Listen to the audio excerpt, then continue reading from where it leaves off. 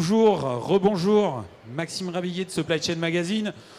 Je vous accueille, c'est un bien grand mot. En tout cas, je suis là pour lancer ce nouveau retour d'expérience. En tout cas, on va bien parler de mise en place de projets concrets avec leur contexte et peut-être même jusqu'au résultat. On est dans le cadre du cycle plutôt intralogistique, automatisation, du moins un cadre entrepôt. En tout cas, on va parler WMS. Je vous livre le titre de cette intervention. Donc, Faderco paraît pour la croissance avec son nouveau WMS. Réussir son projet SAP EWM avec Mibar Consulting et Westernacher.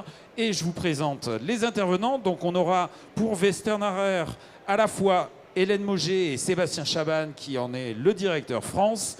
Et pour Mibar Consulting, Philippe Lavoué, qui en est un des directeurs associés.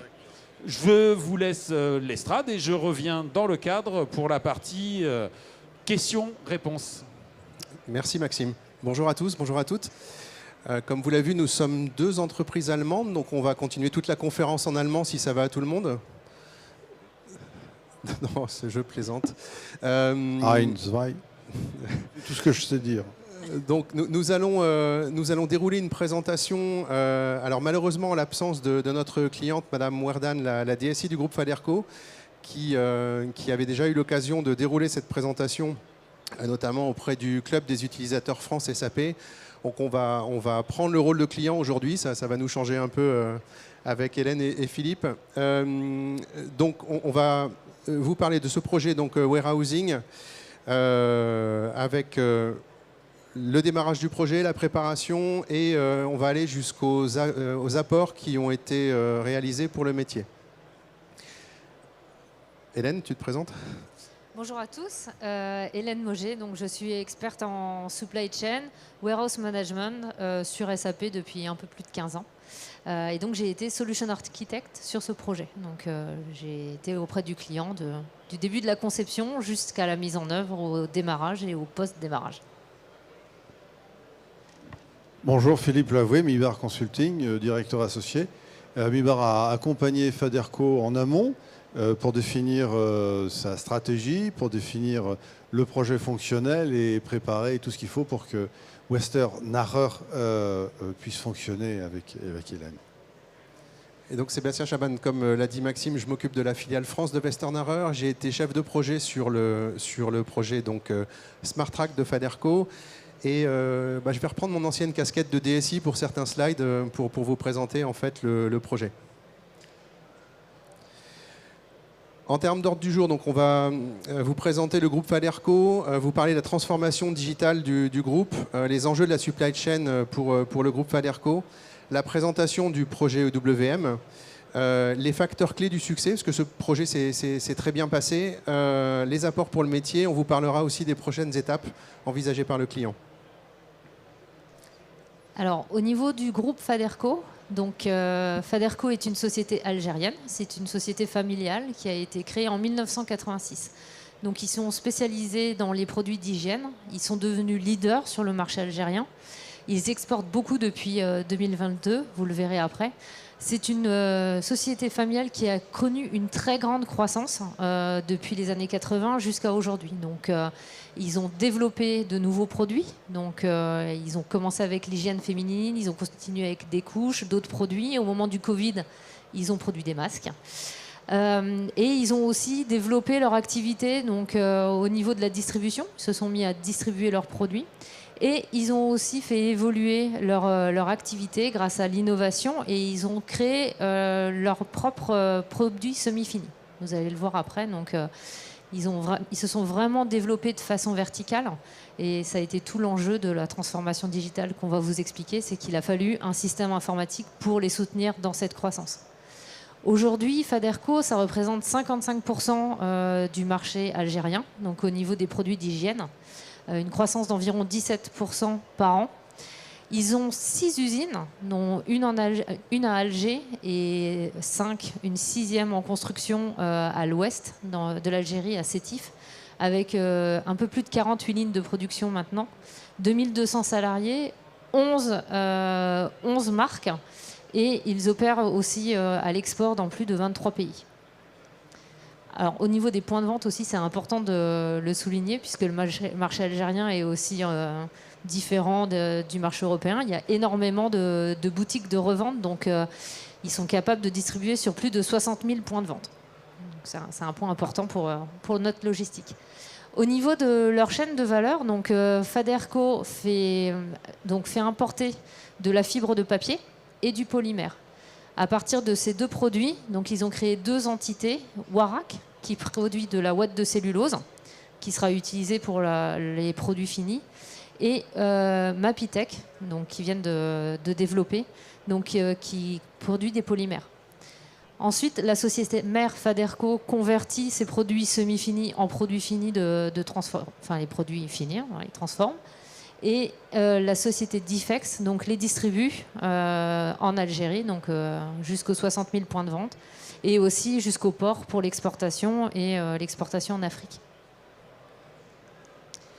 Au niveau de la présence internationale, donc c'est un point important.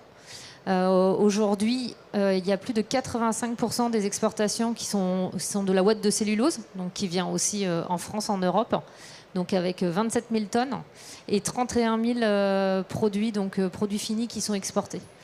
Une forte croissance de l'exportation depuis 2022, donc avec des problématiques d'export, douane, etc. Essentiellement donc en Afrique, au Moyen-Orient, en Europe et aussi un peu aux États-Unis. Donc vraiment une forte croissance pour une entreprise qui a commencé vraiment sur le marché algérien.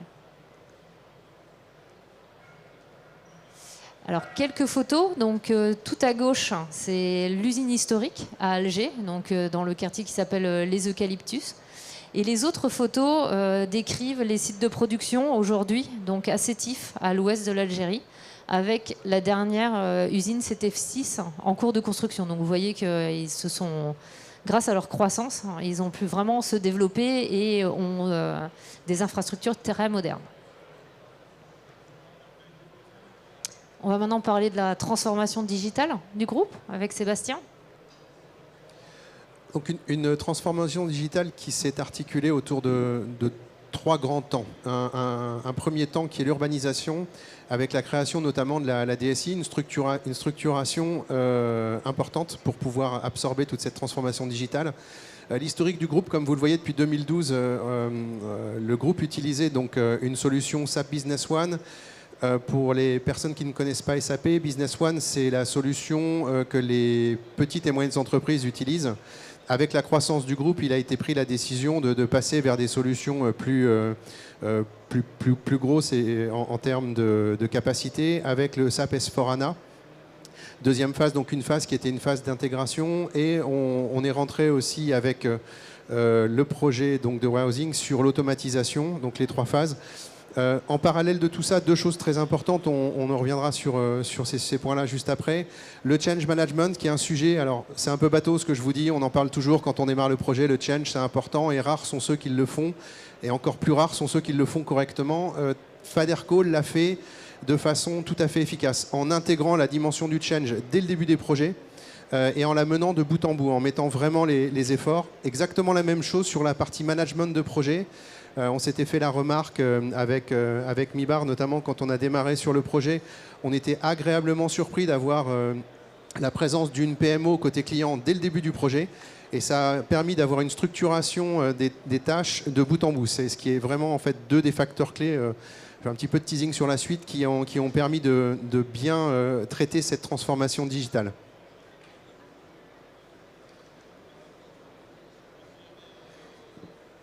On va aborder maintenant les enjeux de la supply chain pour le groupe Faderco. Alors, Hélène l'a dit tout à l'heure, on est sur un contexte client en forte croissance.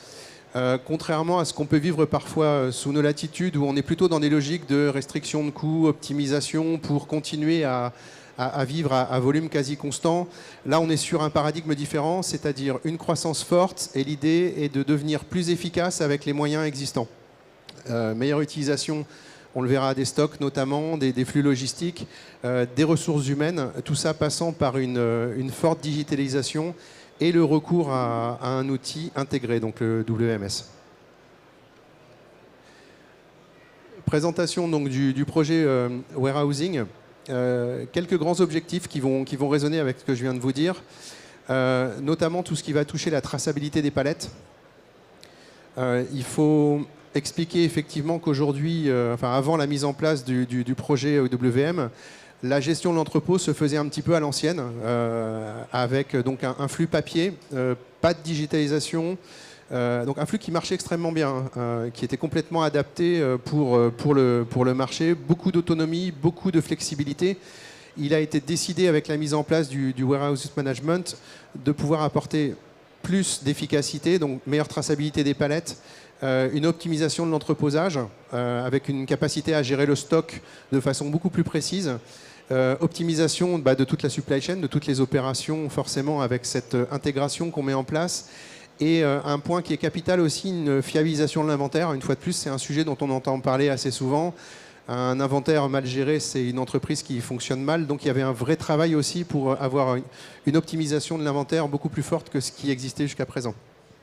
Pour juste rajouter un mot sur l'inventaire, c'était vraiment un point important pour Faderco parce qu'aujourd'hui, il mobilise énormément de personnes en fin d'année où ils ont un process de comptage, recomptage, re-recomptage qui était complètement manuel avec des écritures manuelles, reprises manuellement et les saisies d'écart. Donc c'était vraiment un travail très lourd pour eux. Comme tout le process était en papier de la déclaration de production jusqu'à la vente, il y avait forcément des écarts parce que c'est l'erreur humaine, c'est normal. Et il y avait beaucoup d'attentes sur ce sujet-là et notamment du gain de temps pour l'optimisation des ressources. Avec un gros effort descriptif des processus, je voyais mes collègues travailler énormément sur, si ce n'est la réception, qui est le début du début, et d'écrire déjà comment le camion arrive, comment est-ce que les gens du contrôle vont vérifier que c'est le bon camion. Enfin, ça commence par des trucs extrêmement basiques. Par contre, il faut le décrire pour que vous puissiez le mettre en œuvre. Donc les avantages apportés par la solution ont donc réduction des coûts du stock, on vient d'en parler, une optimisation des coûts de personnel au sens où avec les mêmes équipes, l'entreprise est devenue capable de gérer plus de volume et de façon plus efficace. Renforcer la transparence des processus et des stocks, l'idée étant effectivement de pouvoir détecter a priori de potentielles anomalies de stock, de pouvoir mettre les risques sous contrôle. Ce qui était déjà possible avant, mais de façon beaucoup plus humaine, là, c'est rentrer dans une logique beaucoup plus automatisée, beaucoup plus prédictible. Et le dernier point, sur l'optimisation de l'espace, ça va toujours dans la même logique de pouvoir faire plus avec quasiment les mêmes moyens, c'était d'avoir un espace de stockage beaucoup mieux utilisé. Et ça a été fait de nouveau par un travail de fond, de descriptif des processus, d'aller au fond pour qu'ils puissent repérer les opérations je dirais disruptives ou celles qui peuvent générer des disruptions, pour reprendre ce terme, et vous aider à faire une belle solution. Alors, on va parler maintenant des facteurs clés du succès de ce projet. Tout d'abord, la méthodologie projet. Alors, juste un point pour les gens qui s'intéressent plus en détail à la solution SAP EWM. On a mis en place SAP EWM décentralisé, connecté avec S4HANA. Essentiellement, dans un premier temps, pour cette première phase de projet, donc pour la réception des produits finis à la fin de la ligne de production, le stockage et l'expédition, donc des points de production vers les centres de distribution. C'est important d'en parler dans le cadre de la méthodologie projet aussi, puisque l'approche de Faderco est de faire des projets de courte durée, parce que pour chaque projet, le métier et l'IT sont mobilisés. Donc il faut des sujets percutants, rapides, et où tout le monde puisse être intégré dès le début. D'accord ? Donc en termes de méthodologie, on a utilisé une méthodologie agile, donc c'est plutôt dans l'air du temps, où on a commencé à définir les besoins et qui ont été définis en amont avec MIBAR. Donc tous les process avaient été redéfinis avant que nous, intégrateurs SAP, nous arrivions. Donc forcément, c'était déjà un grand point de gagner parce qu'en interne, ils savaient exactement ce qu'ils voulaient mettre en œuvre. On a passé pas mal de temps sur la partie qu'on appelle Discover. Donc on a commencé par des ateliers détaillés. Ce qu'on a fait à ce moment-là et qui a vraiment été un facteur clé de succès, premièrement, côté Faderco, donc dès le début du projet, les équipes métiers, les équipes IT ont été embarquées. Donc on a eu des gens des deux départements dès le début. Et on a commencé par des formations. Donc on a commencé par des formations sur ce qu'était EWM, quel allait être le langage qu'on allait utiliser, parce qu'on a notre langage aussi. Apprendre à parler le même langage. Et comme ils avaient une approche proche du standard, on a pu dès ce moment-là voir ce qui allait pouvoir être fait en standard et voir ce qui n'allait pas être fait en standard. L'objectif était évidemment de réduire au maximum les développements pour avoir une solution qui pourrait s'adapter au futur et aux futures releases. Voilà. Au niveau de la conception, donc après on est rentré en conception qu'on a menée par sprint. Donc on a découpé cette phase de conception en phase de 3 semaines pendant lesquelles nous on faisait la configuration, on faisait les développements et à la fin des 3 semaines on montrait aux équipes métiers et IT ce qu'on avait réussi à mettre en œuvre. Donc ça permet de ne pas être en méthode en V qu'on connaît souvent et on a souvent tendance à retourner dans cette méthodologie. Donc ça leur a permis aussi de monter en compétences tout au long du projet, d'avoir toujours le métier et l'IT d'investir avec nous. Et au début de cette phase de conception, important, un peu comme le change management, on le dit souvent mais on le fait peu, les équipes Faderco ont commencé à travailler sur les données. Donc c'était peut-être un projet plus facile puisqu'il ne partait de rien, enfin du papier. Et on a vraiment travaillé sur les matières, sur les données de base dès le début du projet. Le jour du démarrage, on a chargé le stock. Donc on avait à peu près 3000 palettes, je crois. Il y a eu 0 écart. J'avais jamais vu ça, donc c'est super. Donc ils avaient vraiment fait un gros travail sur les données et la propreté des données. Et donc ensuite, on a développé, donc pareil, en mode itératif, et on a déployé ce premier site. Donc on a fait un projet d'à peu près 4 mois. Et maintenant, on fait des démarrages tous les mois avec une nouvelle fonctionnalité sur un nouvel entrepôt. Au niveau des facteurs clés de succès qui ont été mis en œuvre et décidés aussi par le client, encore une fois, on est la voix de Faderco aujourd'hui. Le premier, ça a été les partenaires de confiance, on y reviendra juste après. La PMO, donc le project management, donc, qui a été complètement géré par l'équipe en interne Faderco avec des gens dédiés sur le projet, donc, qui a permis cette collaboration entre les différents intervenants et qui a permis le succès du projet. Puisqu'on a fait beaucoup de choses à distance. Donc il nous fallait aussi cette collaboration. En troisième point clé, la méthodologie projet dont on a parlé. Donc la méthodologie agile couplée à des projets de courte durée, avec le métier et l'IT ensemble à toutes les phases. Donc j'insiste un peu, mais c'est vraiment clé. Et enfin, une équipe pluridisciplinaire. C'est vrai que toutes les décisions ont été collégiales et collaboratives au sein de Faderco. Elles ont toujours été prises entre l'IT, le business. On a toujours eu des partenaires côté S4, donc pour la partie comptable aussi. On a toujours eu des gens qui ont été garants de la partie comptabilité liée à la partie warehousing. Au niveau des partenaires de confiance, donc comme je l'ai dit, Faderco au centre, qui a géré le pilotage de projet, qui a permis la collaboration. Mibar, qui est intervenu en amont pour redéfinir l'ensemble des process. Et pour la mise en œuvre de WM, donc Western Harrer, partenaire Gold SAP, donc avec une expérience sur ce genre de projet, en collaboration avec BI2S, donc, qui est une société algérienne qui fait de l'intégration SAP et qui avait mis en œuvre S4 l'année précédente. Je ne sais pas si tu veux dire quelques mots sur Mibar en complément. Oui, bonjour. Mibar est une société de conseil d'ingénierie. Nous présentons des solutions bout en bout à nos clients avec des aspects de stratégie, où positionner des sites logistiques, comment équilibrer et planifier son stock, quel projet industriel, quel projet de supply chain global comme a été fait pour Faderco, et puis des aspects également d'ingénierie puisque nous sommes des concepteurs et des réalisateurs de sites logistiques industriels et partenaires de Western Harrer. Par rapport à Western Harrer, donc on a présenté un petit peu le groupe. Nous sommes présents un peu partout dans le monde. En Algérie, donc c'était notre première réalisation sur place. Particularité du projet, il y a 2 choses que je voulais mettre en avant. La première, c'est le rôle du client, d'avoir mis en place une gestion de programmes avec différents intégrateurs qui ont su travailler ensemble. Et ça a vraiment très très bien fonctionné. Donc ça, il faut rendre à César ou à Faderco ce qui lui appartient. Ça a été une décision client qui a été mise en place de façon vraiment efficace. Deuxième point important, comme on l'a dit, on a travaillé avec une société locale, donc BI2S, qui est une société algérienne, qui fait partie des 2 leaders de l'intégration SAP sur le marché, qui avait mis en place toute la partie S4HANA, donc la partie ERP. On a eu une discussion de partenariat où on s'est dit, voilà, on va onboarder dans l'équipe projet Westerner des ressources de l'équipe BI2S qui vont leur permettre de monter en compétences sur les technologies et déjà d'apporter aussi toute la connaissance du projet SAP ERP et aussi de commencer à être prêt pour la suite, pour la maintenance et les futurs déploiements du projet. Donc, tout ça s'est fait dans une fluidité qui est assez exceptionnelle. Ce n'est pas tout le temps le cas. Je pense que ceux qui ont fait des gros projets avec plein d'intégrateurs différents, on a plutôt tendance à se marcher dessus. Là, on a vraiment marché la main dans la main et c'était, pour nous en tout cas, très agréable de travailler comme ça.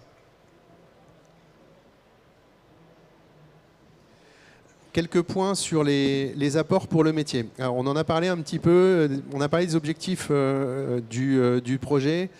Réduction du coût des stocks. Il y a une optimisation effective des stocks qui a été constatée assez rapidement. Alors, peut-être un point dont on n'a pas forcément parlé, il y a une prise en main de l'outil qui a été extrêmement rapide. Pour une raison relativement simple, c'est que, comme le disait Hélène, le métier et l'IT ont été onboardés dès le début du projet, avec des phases aussi de transfert de connaissances et de formation sur l'outil. Et aussi côté client, une implication dans le projet qui est qui a été forte depuis le début. Ce qui fait qu'en fait, on a démarré de façon très fluide avec assez peu de difficultés de prise en main de l'outil. Productivité du personnel logistique, il y a eu aussi un effet assez intéressant, à savoir que le monde Faderco est passé du papier à un système complètement digital, donc avec des tablettes, des scanners, des codes barres un peu partout, tout ça allant dans la partie EWMS, alimentant le RP avec un flux qui était très fluide. Ça a généré aussi un intérêt pour le personnel de mieux travailler par rapport à la gestion papier. Il y avait aussi une grosse difficulté à gérer, en tout cas un point de risque, qui était de pouvoir continuer à travailler de façon aussi flexible qu'en mode papier avec SAP, qui est quelque chose d'un petit peu plus rigide. Et ça a réussi à fonctionner aussi, ce qui était aussi un défi. Beaucoup plus de transparence, optimisation des espaces de stockage, on en a parlé. La montée en compétence des collaborateurs, on l'a vu aussi. Une information en temps réel pour la prise de décision, on l'a vu, ça a apporté en fait des nouvelles fonctionnalités qui n'existaient pas jusqu'à présent.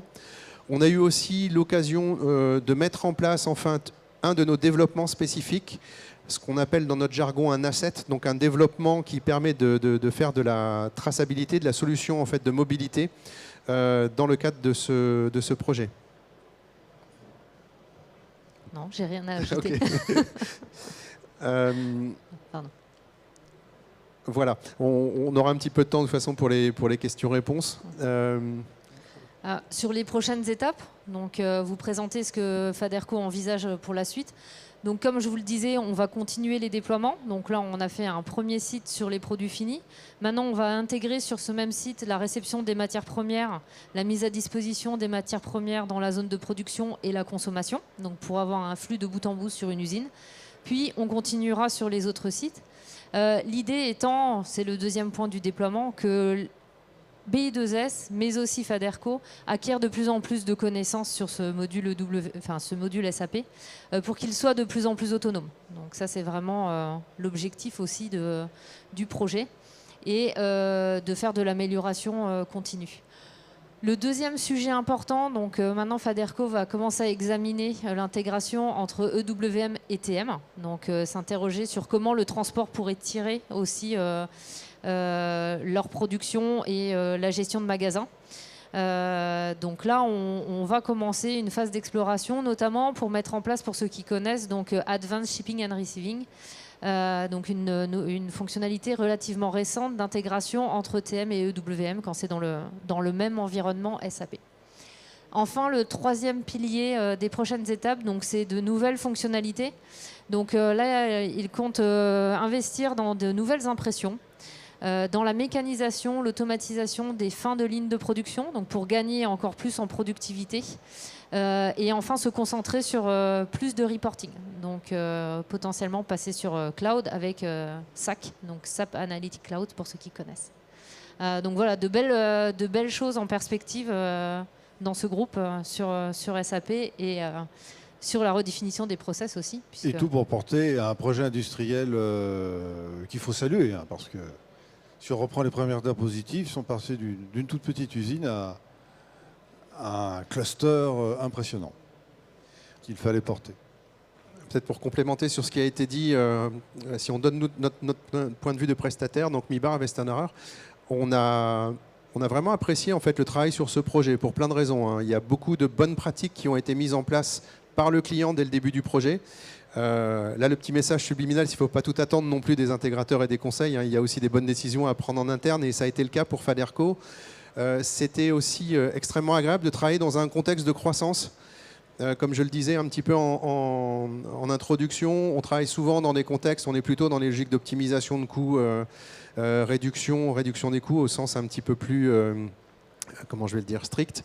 Là, on était dans une logique d'accompagner la croissance d'une entreprise, ce qui est effectivement un climat qui est beaucoup plus agréable pour la mise en place des projets.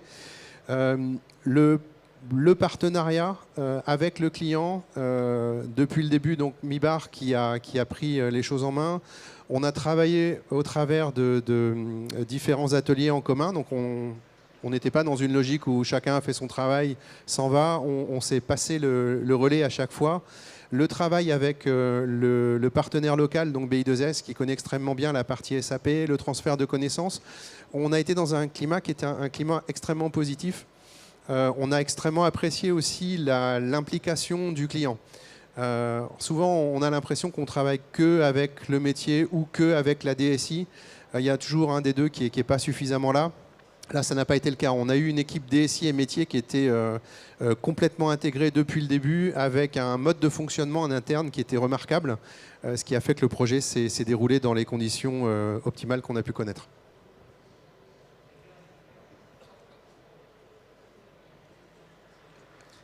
Et je reviens dans le cadre. Merci pour cette intervention et pour ce grand saut, d'une part, parce qu'on a bondi de l'autre côté de la Méditerranée, et puis pour un grand saut quand même de passer d'une gestion papier à SAP WM, qui est quand même un outil de pointe, et ça marque aussi voilà, les ambitions du projet, les ambitions de Faderco tout court. Alors je me suis retrouvé un petit peu déjugé, je disais on va parler entrepôt et autres, mais j'ai bien compris dans la méthodologie, notamment telle que vous l'avez décrite, ben, on est parti de la fin de ligne des sites de production. Vous pouvez peut-être revenir sur la façon dont fonctionnellement le projet s'est mis en place en partant ben, voilà, d'une problématique qui est à la fois une problématique de production, d'entreposage et peut-être aussi de distribution. Alors, nous, quand on est arrivé sur le projet, effectivement, je pense que tous les processus avaient été revus d'intégration de production et de magasin avec Mibar. Dans la première phase qu'on appelle de discover et de design, on a fait donc un blueprint en 4 semaines sur l'ensemble du scope et pour toutes les usines. Donc c'est vrai qu'au départ, on est parti vraiment sur l'entièreté du scope de la gestion de magasins liée à la production. Donc ça, c'était vraiment le scope de départ. Et ensuite, on l'a mis en œuvre par petits morceaux. Donc aujourd'hui, on ne s'est pas encore intéressé au centre de distribution. On a été les visiter. C'est vraiment un autre mode de fonctionnement. Ils ont développé en interne des choses extraordinaires pour suivre donc toutes les camionnettes qui vont livrer les produits. Donc ça viendra dans un second temps. Mais là, on s'est vraiment concentré effectivement sur toute cette partie intégration avec la production. Alors, quand on voit la marche, c'est démarrer avec un outil informatique simple, ensuite penser à structurer sa direction informatique pour pouvoir ensuite porter, parce que je pense qu'ils ont une vision un peu lointaine, au sens positif du terme, pour avoir un projet industriel, parce que tout ça, c'est pour porter le projet industriel et avoir plusieurs usines qui puissent fonctionner ensemble avec des produits différents. Ils ont commencé par un produit pour les femmes et ils vont un peu plus loin. Donc c'est ça, c'est le soutien d'un projet industriel qui est derrière tout ça. Et pour ça, il faut arriver à standardiser pour pouvoir simplifier. Et c'est un client qu'on trouve comment, du moins, ou qui vous trouve comment? Voilà, la rencontre. Et d'ailleurs, alors j'ai bien noté que la partie SAP for HANA, c'était plutôt l'intégrateur local qui avait été à la manœuvre, c'est bien ça. Et ensuite, dans quel ordre vous entrez dans le décor voilà, comment... Dans l'ordre géographique, Mibar est implanté un peu partout dans le monde. Et qu'est-ce qui est plus proche de l'Algérie? C'est l'Espagne. Et donc ce sont nos collègues espagnols qui sont aussi parlent français, qui ont pris le projet pour des raisons de proximité évidentes. Et puis aussi de compétences informatiques au sens description des processus, qu'est-ce que c'est que le BPMN, connaître SAP, WM, n'est-ce pas? Et être capable de repérer ce qu'il faut faire ou ne pas faire. Donc ça, c'était le démarrage. Et puis ensuite, je crois que c'est naturellement qu'ils ont dit, OK, WM c'est faire, Western Error on connaît, on est parti. Et collaboration de longue date. Et du coup, Western Error en France, parce qu'effectivement en Algérie aujourd'hui, il n'y a pas de compétences EWM. C'est le premier projet SAP EWM en Algérie. Donc Faderco montre encore son innovation, même au niveau informatique. Et du coup, il fallait des francophones, parce qu'on a fait vraiment le projet essentiellement en français. Donc voilà, ça s'est fait comme ça en fait. Si je peux compléter, effectivement, il y avait une dimension linguistique importante, donc de pouvoir traiter le projet en français, mais aussi un souhait de Faderco d'aller chercher les meilleures pratiques auprès des leaders du marché sur l'implémentation des solutions. Je ne vais pas faire de marketing, je ne suis pas là pour vous vendre Western Error complètement, mais l'idée c'est, en étant spécialiste sur les solutions d'intégration, on travaille sur toutes les plaques mondiales, donc aux US, en Chine, en Europe. Faderco a souhaité aller chercher la substantifique moelle auprès de ceux qui savaient faire, d'où cette logique de venir chercher à la fois Mibar et Western Error. Merci. Jusque-là, je me suis, du moins voilà, c'est moi qui ai capturé le volet questions-réponses, mais il y a peut-être aussi des questions du côté de la salle. Voilà, un micro arrive vers vous. Bonjour à tous, Franck Bourdon. Voilà, j'aurais deux questions. Est-ce que le client vous a partagé éventuellement le ROI sur un tel projet?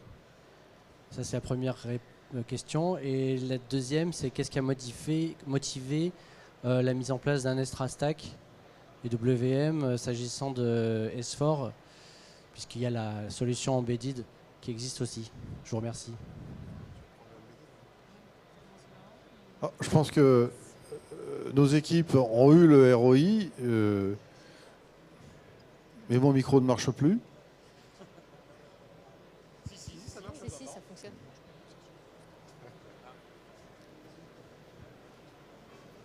Et ensuite, pour ce qui est de SAP, je vous laisse faire parce que c'est pas... Du coup, au niveau du choix de la décentralisation, donc c'est un choix qu'on a fait après de longues discussions avec eux. Parce qu'ils ont énormément d'ambition au niveau des sites de production, donc on ne voulait pas forcément prendre de risque d'être dans le même système. Ils étaient plus sécures de faire comme ça, sachant que les machines étaient à Alger, avec des sites à plusieurs centaines de kilomètres. Il y a des sites qui se sont construits entre-temps, entre le moment où on a commencé le projet et le moment où on l'a mis en live. Donc voilà, c'est pour cette raison-là qu'on a conseillé, nous, un décentralisé, en fait, avec la mécanisation qui arrive aussi derrière. Donc c'était vraiment pour se projeter dans l'avenir, mais effectivement, c'est une bonne question et ça a demandé beaucoup d'heures de discussion. On aura noté... Le volet ROI, voilà, non, il y a... Mais il y a peut-être une autre question. Moi, je m'interrogeais sur le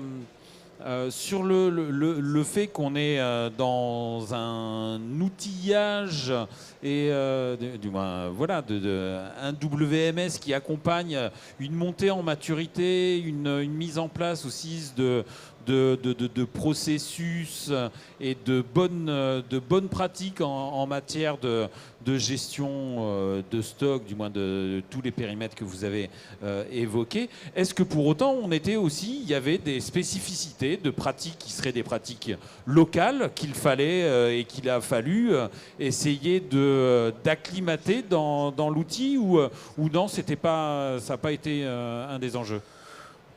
Il y a au moins 2 exemples qui me viennent en tête. N'hésitez pas à compléter. Le premier, on a parlé tout à l'heure d'une grande flexibilité, en fait, notamment des transports. Les conditions de transport font que dans une ville comme Sétif, les camions n'arrivent pas forcément de façon linéaire et prévisible. Ce qui implique qu'au niveau des entrepôts, on soit dans une logique à pouvoir être extrêmement réactif et de pouvoir aller assez vite pour pouvoir charger les camions qui arrivent. Donc ça, il y avait cette notion de flexibilité, d'adaptabilité qui, pour moi, fait partie d'une des caractéristiques du client, en tout cas. Ça, c'est un point qui est assez important. On avait imaginé qu'on aurait besoin de faire plus d'adaptation d'un point de vue linguistique, à savoir de pouvoir aussi avoir un peu plus de documents ou de paramétrage permettant de gérer la langue algérienne. Ça a été fait sur certains cas, mais pas de façon systématique. Donc ça, c'était un point qui était pas forcément nécessaire. On a vraiment vu en fait un mode de fonctionnement qui était assez fluide. Donc ça c'est quelque chose qui a fonctionné. Je vois pas d'autres spécificités. Alors, juste peut-être une spécificité sur l'export. Donc, comme c'est des exports essentiellement par bateau, donc il fallait préparer des gros containers avec l'administratif des douanes, notamment pour quitter le sol algérien, c'est pas facile. Donc, en fait, là, on a dû un peu s'adapter pour préparer en avance, pour imprimer les documents. Mais finalement, on a réussi à le faire en standard. Donc, effectivement, on a poussé le standard SAP un peu dans ses retranchements sur certaines fonctionnalités. Mais on a réussi à le faire. Mais ça, effectivement, c'est une spécificité quand même préparée du transport maritime avec des douanes assez importantes. Ça, finalement, ça a des impacts sur la gestion magasin. Peut-être une autre question. Moi, encore une fois, j'en ai. C'est la première fois que Mibar et Westernacher se retrouvent associés au service d'un même client. Ou peut-être que sur le marché français, vous avez des histoires communes que vous pourriez nous partager? Alors on a d'autres références au niveau du groupe. Nos collègues allemands, notamment, ont travaillé ensemble sur quelques grands groupes dans le domaine de la logistique. Je ne les ai pas tous en tête, Philippe. Je ne sais pas si... Non, je ne pourrais pas vous dire de tête. Les filiales françaises sont relativement jeunes, donc on va créer des nouveautés pour vos prochains salons. Très bien. Le volet TMS, du moins, alors je ne sais plus comment il s'appelle, TM, et on a bien compris que les enjeux d'une distribution, et quand on parle de 60 000 points de vente à l'échelle du marché algérien uniquement, si j'ai bien compris, et qu'il y avait de gros enjeux, vous allez être à nouveau à la manœuvre ou pas? Ou c'est peut-être pas encore... À ce stade, ce sont des réflexions côté client. Comme vous le disiez, 60 000 points de vente, c'est compliqué à gérer. L'Algérie a un territoire qui est plus grand que la France. Donc, plein de points de vente à un territoire plus grand. Un mode de fonctionnement aussi, Hélène en parlait tout à l'heure. Il y a eu des choses qui ont été mises en place par Faderco pour la gestion des camionnettes qui livrent les différents points de vente, qui sont extrêmement élaborés. On parle souvent de digital avec beaucoup de marketing. Là, il y a vraiment eu des choses appliquées qui ont été mises en place. Qui sont exceptionnels, en tout cas, qui font que Faderco est le leader sur le marché et forcément n'a pas à rougir du tout par rapport à des concurrents internationaux.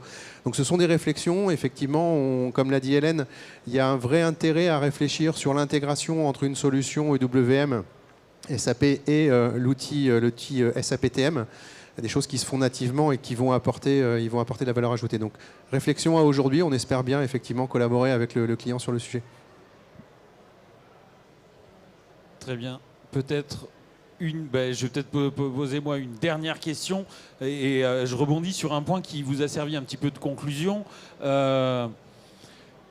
La mise en place d'un tel projet dans une entreprise en forte croissance, j'ai en tête les 17% de croissance et visiblement d'une année sur l'autre, voilà, c'est pas juste une bonne année, c'est une bonne période.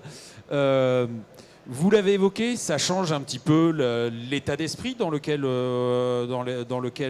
on déploie le projet. Est-ce que vous pourriez, alors, parce que c'est pas se dire c'est en forte croissance, on fait des projets à fond perdu, c'est pas ça l'idée par exemple, c'est plutôt qu'il faut dès cette phase prévoir comment on va accompagner des croissances de volume, d'ouverture de nouveaux sites, vous l'évoquiez, avec un périmètre qui s'est aussi étendu alors même que le projet était mené. Voilà, est-ce que vous pourriez juste nous dire la croissance, c'est pas ça fait partie c'est pas juste une bonne ambiance pour le déploiement du projet, mais c'est un des points qui le structure lui-même. Je pense qu'il y a deux adjectifs ou deux mots qui viennent en tête là, quand on réfléchit à la croissance. La première chose, c'est, comme vous l'évoquiez, une nécessaire anticipation. Donc on réfléchit déjà à l'étape d'après. Faderco a une vision stratégique, une réelle vision stratégique. La deuxième chose, c'est quand on est dans une dynamique de croissance telle, le niveau d'exigence du client, il est super important. Donc, je vous ai dit, le projet s'est bien passé. Tout le monde a beaucoup travaillé, mais on a toujours été soumis à un niveau d'exigence de la part du client qui a fait aussi que nous, on s'est un peu plus défoncé que d'habitude, peut-être, si je peux utiliser ce terme-là. Mais cette dynamique positive, elle impliquait aussi une nécessaire réactivité de notre part et un niveau d'exigence du client qui était extrêmement important. Juste pour ajouter, en fait, il y avait vraiment des enjeux sur cette croissance puisque les lignes de production produisaient de plus en plus, et il fallait justement trouver des façons pour ranger les palettes suffisamment rapidement et les expédier aussi rapidement pour soutenir cette croissance. Donc il y avait aussi un réel enjeu pendant la mise en œuvre de répondre à ce besoin en fait. Donc voilà, c'était effectivement sympa, mais il y avait quand même du challenge. Hein. Eh bien, merci pour cette intervention originale de par son client, sa géographie, de par le tandem de compétences qu'il a présenté et qui a accompagné Faderco. Merci encore. Il est toujours possible de poursuivre la discussion avec vous sur le stand E28 où vous faites stand commun, si j'ai bien compris. Exactement. Et aussi, donc, pour conclure, notre client est aussi prêt à répondre à vos questions directement. Ça a été aussi une possibilité. Ça reste une possibilité. Si vous avez besoin d'échanger avec Faderco directement, c'est possible. Venez nous voir, on pourra l'organiser. Le client est content du projet, donc il nous a aussi autorisé à vous dire que des visites de sites sont possibles pour voir ce qui a été mis en place. Donc voilà, je vous le dis avec d'autant plus de fierté et de...